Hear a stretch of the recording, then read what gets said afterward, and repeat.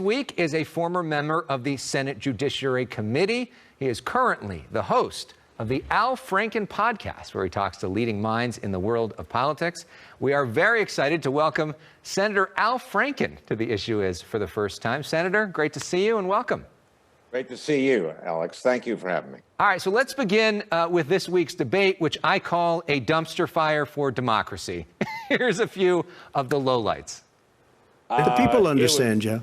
They 47 years you've done nothing. They understand. Well, it's hard to get any word in with this clown. Not true. You're doing it. You're going to Not have tape. True. Gentlemen.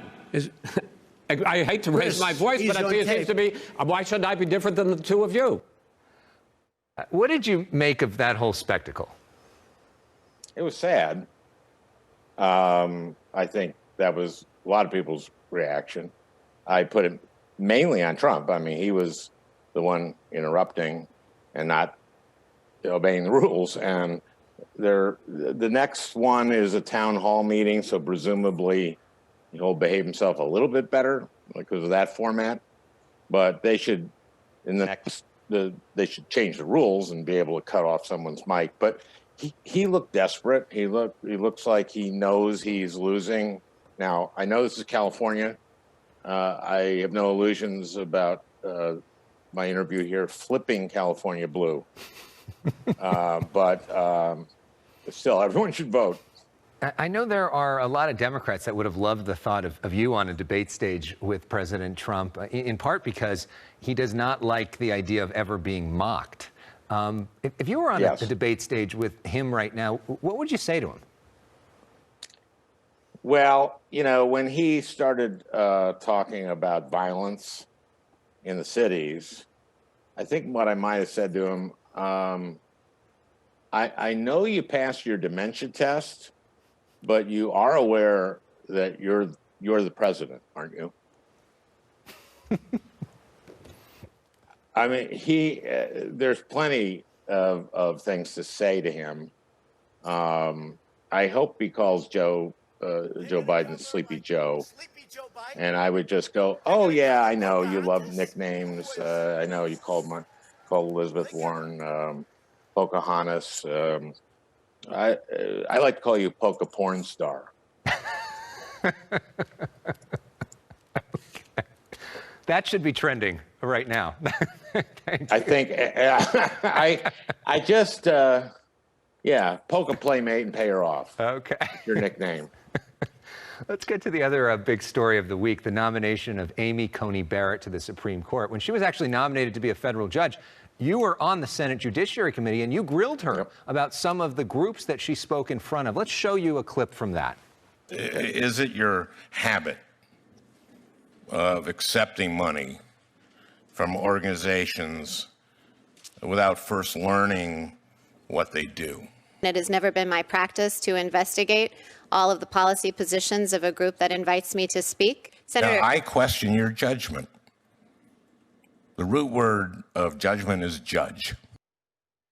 So you really poured through her record for that experience, got a chance to talk with her. What did you learn about her in that process that you think all of us should know now as she goes forward? She's an extreme ideologue. She, in 2006, signed on to something saying that life begins at fertilization and it should be a crime to destroy a fertilized egg from an in vitro fertilization clinic. She's also clearly going to unravel the Affordable Care Act, which is something I think every American should care about. I mean, they would unravel all the protections that are in the Affordable Care Act. And that's what the Republicans have been trying to do. And Trump doesn't know a thing. This is part of the reason he was yelling during this whole campaign and interrupting. He doesn't know anything.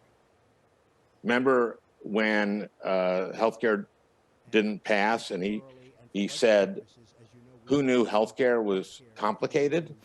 Remember he said that? Everybody knows it's complicated except you.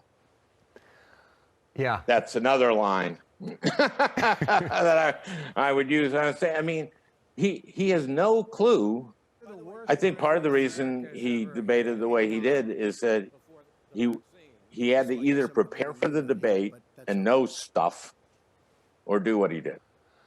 Well, we know you wrote a book called Giant of the Senate, which was a bit tongue-in-cheek in the title, but it's a great book if those want to read it. And number one New York Times bestseller, Yeah. one of my 4. Yeah, we got another one here. The Truth is one of them. I've bought your books over the years. So, Giant of the Senate. You know the Senate rules. And one of the most important rules is you either have the votes or you don't have the votes. Republicans seem to insist right now that they do have the votes to get Amy Coney Barrett across the finish line. If you're a Democratic senator, is there anything you can really do to stop this from happening? There's nothing procedurally we can do. We can make it very hard for them to do it. We can make them pay a price. We can make them think twice about it. There are a lot of Democrats that think if the Democrats win control of the Senate, that there should be more Supreme Court seats added. Do you agree with that? I think we should definitely, very definitely look at that. This will be, they will have stolen 2 seats. Are you worried, though, about the potential Pandora's box of if you do start adding seats that if the Republicans then take over, they could do the same, and then we just have a bunch of extra Supreme Court justices, which makes that body even more political than it already is? The problem is that if you trace this back, it goes really back to Mitch McConnell in 2009 saying, my goal is to make Barack Obama a one-term president. And then filibustering, he filibustered more executive appointees than had been filibustered in the entire history of the United States before that. Mitch McConnell is a cynical person who only seems to care about power. And at a certain point, you either have to respond in kind or just let them roll over you. And I think it's time that we respond. Interesting. Let's talk for a moment about you. Tell us a little bit about your podcast and what you're working on now and sort of what's next for you. Well, I really enjoy my podcast. A lot of people are listening to it. It's called the Al Franken Podcast. How'd you figure that one out? I saw the word eponymous. Okay. and so it is it's pathetic to have a podcast. There's like 1 million podcasts, but actually we're getting a good listenership. In fact, when I first started this, I was thinking of doing just a podcast about cuts of meat, but I saw that there were 12 podcasts just about brisket. So instead, I'm doing politics and other, I do it once a week. This is going to be part of the Issue Is podcast, and I think my Jewish mother has listened to some of those brisket podcasts as well. So. Some of them are really good. Really good. I mean, can't go wrong with brisket. I guess you can if you don't listen to brisket. Go to My Mother's Brisket. Yeah. Okay. It's a great podcast.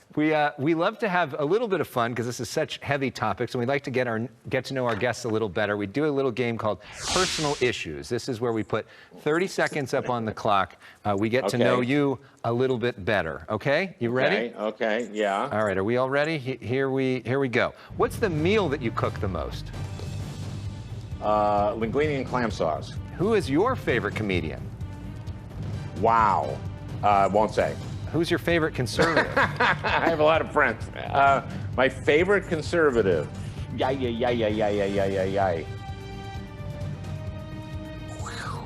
David Frum. What's your favorite song? Althea by the Grateful Dead. And a favorite TV show? The Ding Show. Okay, and last question. Okay, you want to do my favorite show? Okay, yeah. Last question. Who is your role model? Wow, Paul Wellstone. Paul, former Minnesota senator. Yeah, he said he was so great, and people in Minnesota reelected him. Very often they disagreed with him, but they knew he stood for when said something, he believed it. And he said something that's so profound and so simple, which I really firmly believe so much, which is we all do better when we all do better. Well, we want to end there, but we want to also end good ending with a little bit of music, because we always like to play music. And I know you're a big Deadhead, so I'm playing one of my favorite Grateful Dead songs, which is Truckin'. That we're going to go to commercial break with this. This is our chance to groove out a little bit and dance and do whatever as we say goodbye and thank you to Senator Al Franken. Thank you for coming on The Issue. I really appreciate you sharing your views. Elex, keep trucking. Thank you. Keep trucking to you. We'll be back, our panel, after this. Heroes are needing and flashing my kids out on Main Street. You took me drug and it's on the same street.